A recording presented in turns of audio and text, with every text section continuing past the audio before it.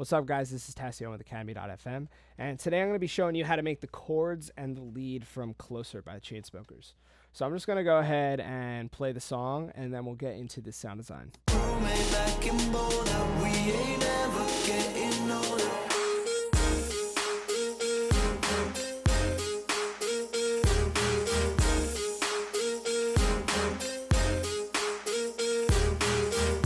Alright, so let's go ahead and we'll listen to the sounds that we've made.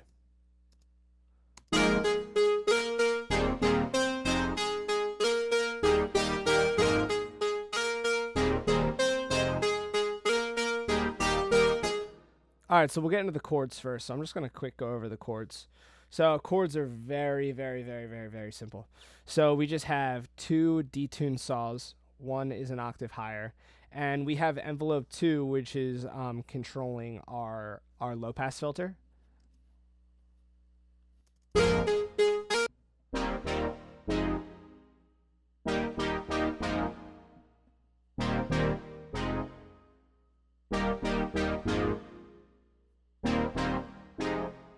And we have a few effects on there. So we're going to do the chords real quick because that's going to be super easy. That's not going to take us long at all. So we have our oscillator A and B. First, what we're going to do, we're going to copy over this MIDI.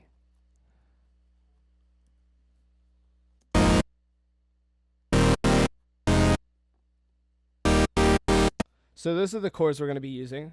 And yeah, the patch sounds really bad right now because we just got basic saws. But we're going to do a few things, and that's going to transform the whole song. But this is essentially where we're going to start. So first what I'm going to do is I'm going to take the unison of oscillator A up to 9. So that's already sounding slightly better.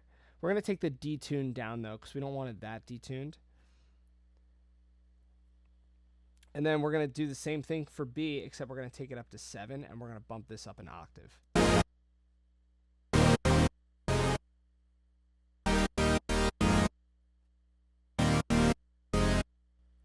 And I'm going to turn the volume down too because I don't want it to be as loud. So that's essentially our sound. So then we're going to go to envelope 2 and we're going to make our shape. So we're going to take this decay to 763 and the attack to 28. And we are going to turn on the filter. We're going to make sure that A and B are running through it. And we're going to take this cutoff up. And we're basically just going to put envelope 2 on the cutoff of the filter and make sure it's bipolar. And we're just going to play around with this until we get the sound that we like. But I think it's going to be right around here.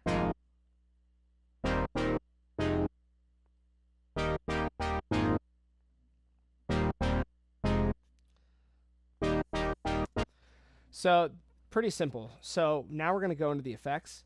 And we're just going to do a small low boost and a small high boost.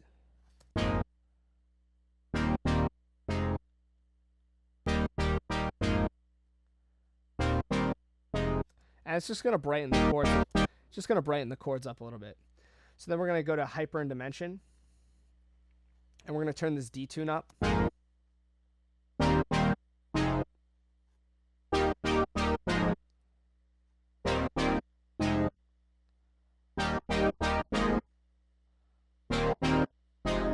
And then we're going to take the dimension size up as well. And it almost gives it like a small little delay.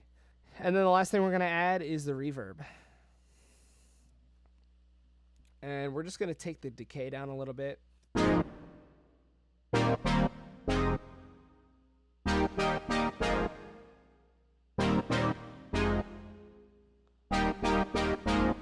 And that is our sound. So we're going to call this new chords.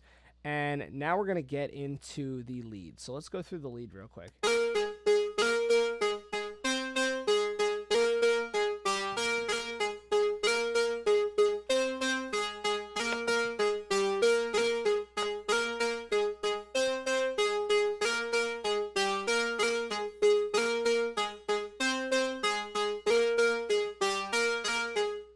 So we have another simple patch here. So we have basic shapes for both oscillator A and B. Well, not basic shapes, but we have our analog wavetables. This is basic MDC, and we have basic MDC again. Both up an octave, both slightly detuned. Also, both with the same amount of voicing as our chords. And we have our filter here again. And we have some cool automations going on. We have envelope 2 and envelope 1, which are controlling parts of the filter. And then we have our velocity automation, which is also controlling our filter and the decay for envelope 1.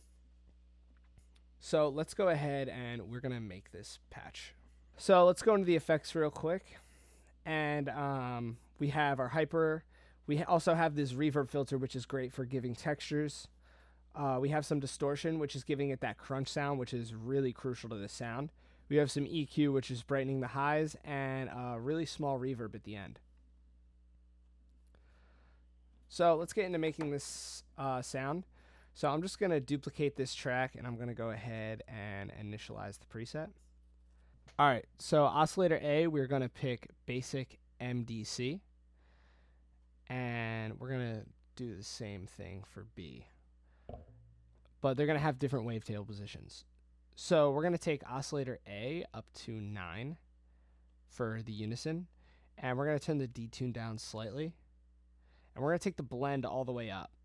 So the detuned voices are just a little bit more prominent than the in-tune voice. And we're going to bump this up an octave. So now we have...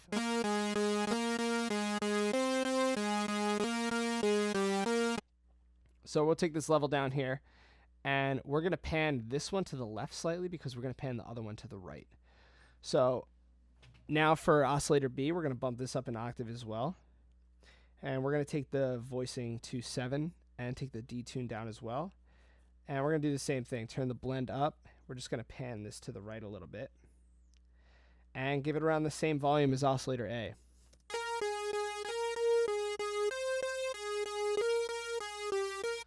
So then we're going to take this wavetable position and make it more of like it's almost like a rounded square.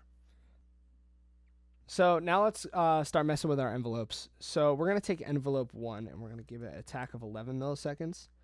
And we're going to take the decay down to 290. And we're going to take the sustain down to like around -30, -40-ish. And we're going to take the release up a bit.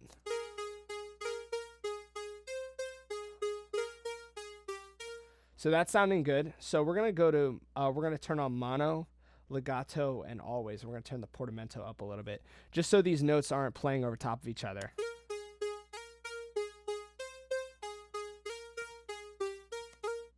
So that's sounding a lot cleaner. So we're going to turn on the filter, and we're going to keep this at MG low 12. We're going to turn the resonance all the way down, though. And we're going to take this cutoff up a little bit, and we're going to have oscillator A and B running through it. And we're going to have envelope 1 controlling the cutoff filter. So I'm going to shift option click to make it bipolar from unipolar. And we're going to give it like just around that movement.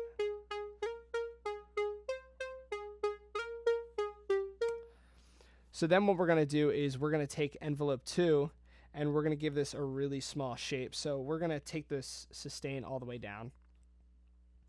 And we're going to take the decay down to 22. And we're going to put this on the mix.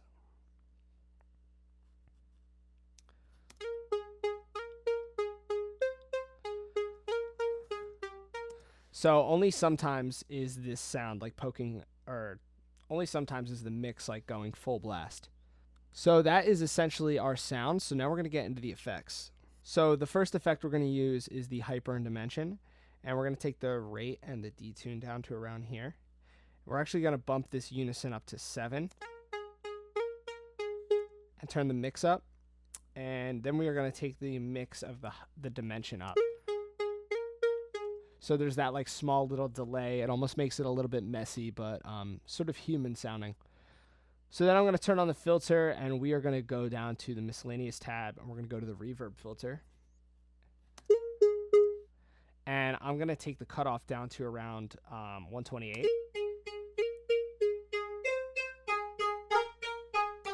That's almost giving it like a string vibe. So we're going to turn on the damp all the way up. and that sort of clamps down on it so it doesn't ring out as much.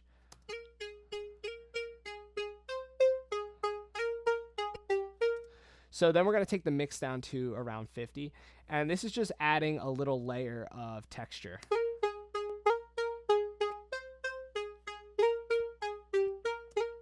So then we're going to turn on distortion, and we're going to go to diode 2. So we're going to take the drive to around 36, and we're going to take the mix down to 50. So this is just really beefing up the sound and adding like a nice crunch to it. So then what I'm going to do is I'm going to add an EQ now, and all we're going to really do is just boost the highs a little.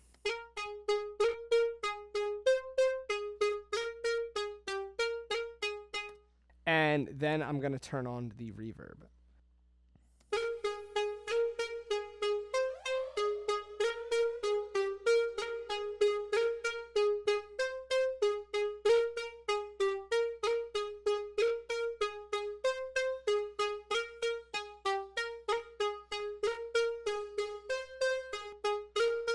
And you can really hear that small reverb.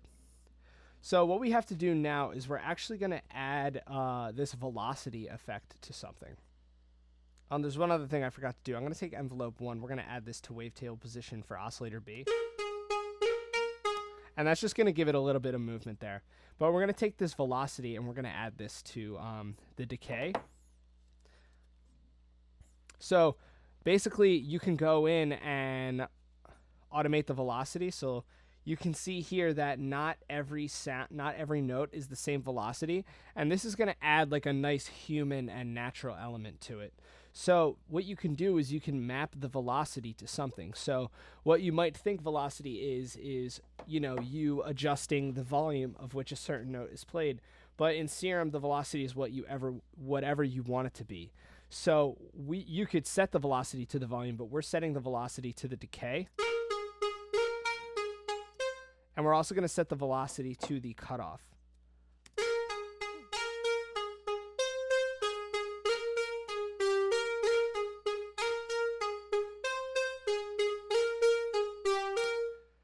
So now we have a much more natural sound than we did before. And what we're going to do, we're going to just go ahead and slightly detune these things.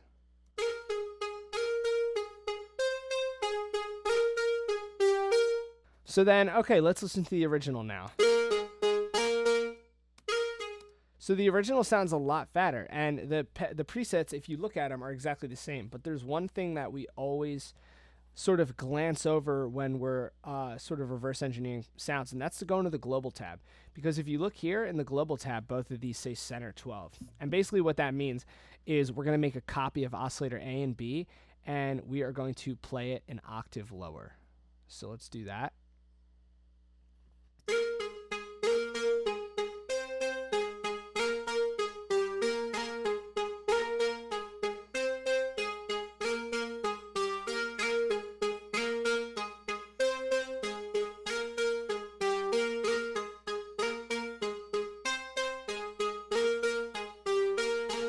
So that sort of fills out the low mids right there. So let's go ahead and we're going to play the new sounds that we just made.